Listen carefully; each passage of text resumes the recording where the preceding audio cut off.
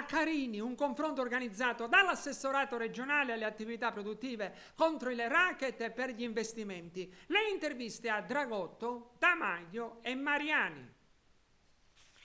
Io sono stato piano contento sicuramente, ma comunque sono contento del fatto che il reddito di Damai in particolare abbia fatto questa riunione in modo da creare più vicinanza e più squadra affinché gli imprenditori possano essere più tranquilli a fare le relative demissioni.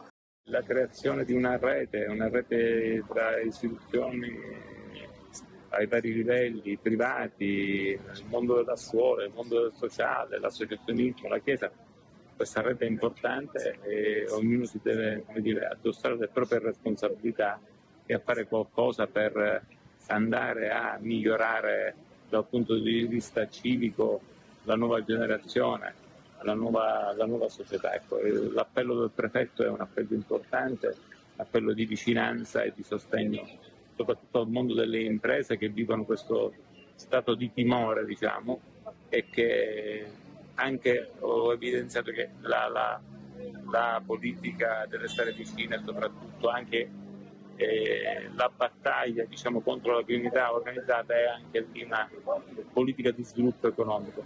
Chi viene in Sicilia oggi non deve avere preoccupazioni che ci può essere qualcuno che possa essere oggetto di intimidazione, soprattutto visto che viviamo un momento di grande attrazione dal punto di vista commerciale, dobbiamo continuare senza limite alcuno.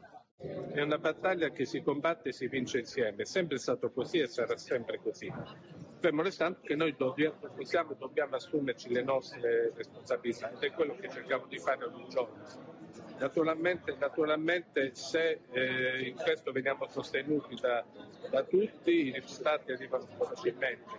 È una sfida che dobbiamo raccogliere, che abbiamo raccolto e che cercheremo di affrontare con determinazione con il nostro lavoro di ogni giorno.